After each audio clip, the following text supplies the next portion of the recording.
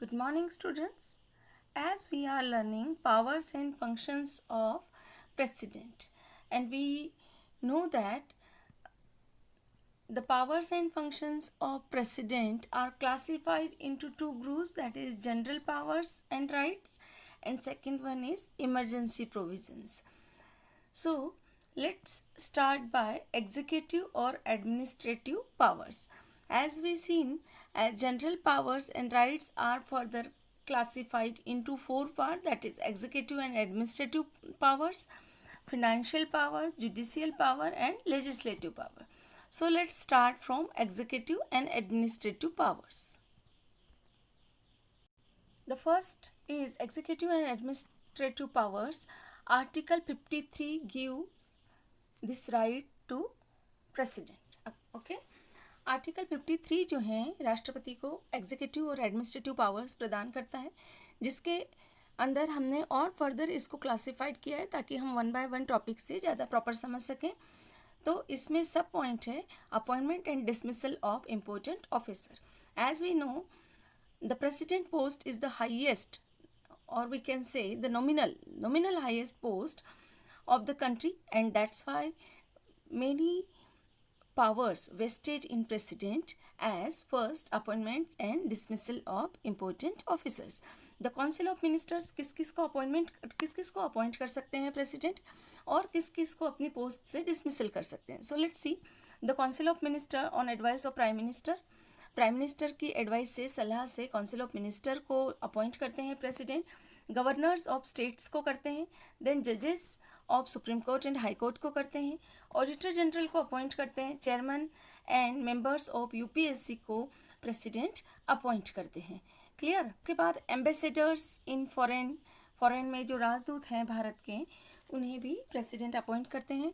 Power of governance अर्थात administrate. Governance means क्या होता है? एडमिनिस्ट्रेट.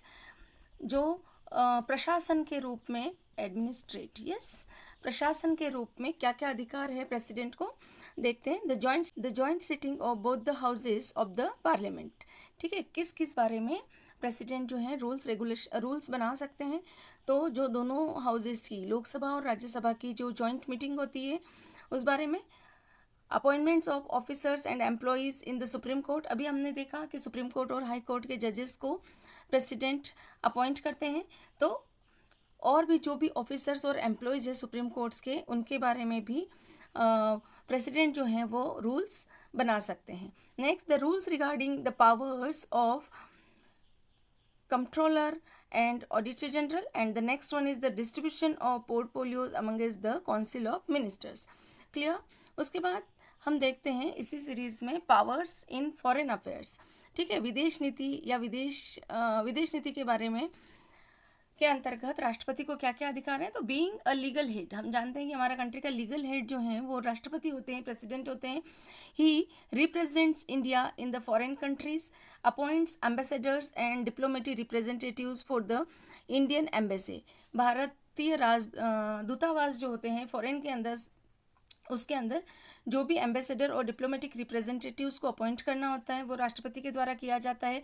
जितने भी फॉरेन या विदेशों से जो भी पैक्ट्स, जो भी आर्ग्यूमेंट होती है, वो सारी प्रेसिडेंट के साइन के बिना संभव नहीं है. उसके बाद हम देखते हैं मिलिट्री पावर्स. तो as we know that the president is the supreme commander of defence force of the country, but he can not declare war और use army without the approval of parliament. मतलब अपने military powers use करने के लिए उनको parliament के approval की need है. ठीक है, तो ये पावर्स हमने देखे हैं. So these were the executive and administrative powers of the president. And now let's see the legislative powers of the president.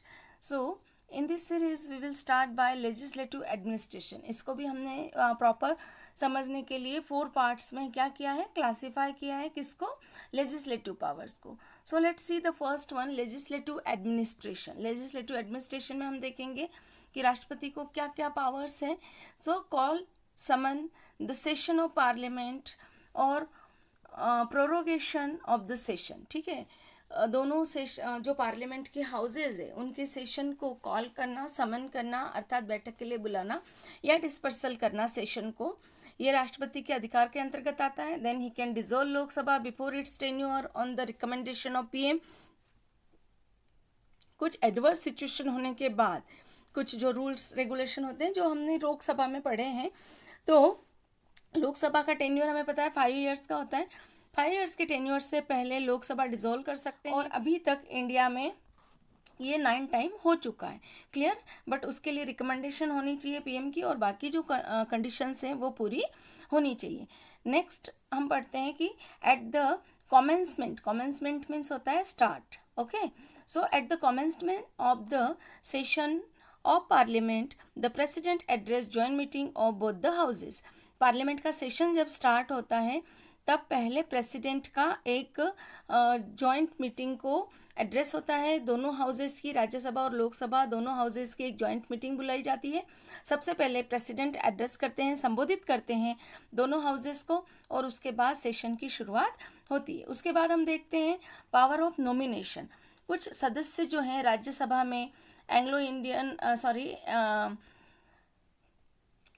Indian community में, तो प्रेसिडेंट जो हैं वो कुछ मेंबर्स को नॉमिनेट कर सकते हैं। एज 12 मेंबर्स राज्यसभा में नॉमिनेट कर सकते हैं प्रेसिडेंट, जो बहुत डिस्टिंग्विश्ड पर्सनालिटी हो, जो बहुत यूनिक पर्सनालिटी हो अपने अपने अलग अलग फील्ड में, as like art, literature, sports etcetera.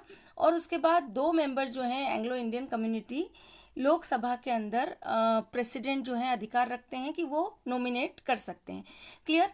Then use of veto power on a bill. Next जो पावर हमने कैटेगराइज करा है वो है use of veto power on a bill. The bill takes the form of laws. हमने देखा bill जो proceed होते हैं, बिल किस तरह से पास होते हैं लोकसभा और राज्यसभा में, ये हमने लोकसभा और राज्यसभा के जब फंक्शंस और पावर्स पढ़े थे तब देखा था।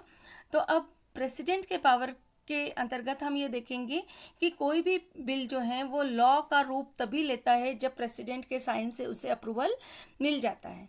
Clear? He can return the general bill for reconsideration to the parliament. राष्ट्रपति के पास साइन के लिए जब कोई बिल आता है, जनरल बिल आता है, प्रेसिडेंट के पास साइन के लिए जब जनरल बिल आता है, तो प्रेसिडेंट को ये अधिकार है कि उस बिल को वापस पार्लियामेंट में भेज सकें रिकंसिडरेशन के लिए, पुनः विचार करने के लिए। प्रेसिडेंट अपने कुछ एडवाइस के साथ, अपने कुछ सजेशंस के साथ भेजता है, बट वहाँ से जब वापस अप्रूवल होके आता है तो it is compulsory to president generally कि उसके ऊपर राष्ट्रपति को उसे मानना होता है, because majority wins, we know that it is democratic country, so president have to sign that bill. Clear? And the last one is power of issuing ordinance. ठीक है, तो when the parliament is not in session, जब parliament session में नहीं होती है तो राष्ट्रपति को यह अधिकार होता है कि वो ऑर्डिनेंस पास कर सकें जो वैलिड होते हैं up to 6 week after commencement of the parliament session. फिर पार्लियामेंट सेशन जब स्टार्ट हो जाता है उसके 6 वीक तक जो है राष्ट्रपति के द्वारा, प्रेसिडेंट के द्वारा इशू करे हुए ऑर्डिनेंस वैलिड होते हैं। क्लियर? अब हम देखते हैं फिनेंशियल पावर्स। तो फिनेंशियल पावर्स में हमने 2 पावर्स यहाँ पर नोटिस किए हैं। In the beginning of the every financial year the president will get the details of income and expenditure in both the houses. Lok Sabha और राज्यसभा दोनों हाउसेस में जो फिनेंशियल ईयर स्टार्ट होता है 1 अप्रैल से 31 मार्च तक हमारा फिनेंशियल ईयर होता है, तो उसके स्टार्टिंग में अपने पूरे कंट्री का इनकम और एक्सपेंडिचर जो है, राजकोष का इनकम और एक्सपेंडिचर दोनों हाउसेस में सबसे पहले प्रेसिडेंट के सामने प्रस्तुत किया जाता है। Money bill and demand for grants. Demand for grants मतलब किसी भी काम के लिए जो एक अनुदान मिलता है गवर्नमेंट की तरफ से, जैसे एजुकेशन पर इतना करना है ना, इंडस्ट्रीज़ पर इतना करना है, रोडवेज, रेलवेज, ऐसे अलग अलग जो डिपार्टमेंट्स होते हैं, तो ये जो ग्रांट्स है या फिर स्टेट गवर्नमेंट के द्वारा कोई डिमांड है ग्रांट्स के लिए, तो मनी बिल और डिमांड फॉर ग्रांट्स ये दोनों ही लोकसभा में प्रेसिडेंट के परमिशन के बिना प्रपोज्ड नहीं की जा सकती। क्लियर है बेटा? चलिए नेक्स्ट हम जुडिशियल पावर देखते हैं। ही कैन पार्डन और रिप्रीव द सेंटेंस सेंटेंस का मतलब है यहाँ पर दंड। तो किसी भी सजा को, किसी भी दंड को राष्ट्रपति ये अधिकार रखता है कि जब एक याचना पिटिशन जब राष्ट्रपति के सामने प्रस्तुत की जाती है तो वो किसी सजा को पार्डन अर्थात पूरी तरह माफ़ भी कर सकता है, रिप्रीव भी कर सकता है, and has special powers to clemency, और माफ़ करने का जो स्पेशल पावर है वो भी राष्ट्रपति के पास है। तो यहाँ अपने general powers and rights and powers जो हैं प्रेसिडेंट के वो कंप्लीट होते हैं। ये कब कहते हैं? जनरल पावर्स होते हैं जब पीस टाइम में इम्प्लीमेंट होते हैं, ठीक है। अब कुछ स्पेशल प्रोविजंस होते हैं जो कंट्री में अनरेस्ट के टाइम, वॉर के टाइम राष्ट्रपति यूज़ कर सकते हैं अपने पावर्स और राइट्स को। तो ये हम नेक्स्ट सेशन में देखेंगे। Thank you very much. Have a good day बेटा।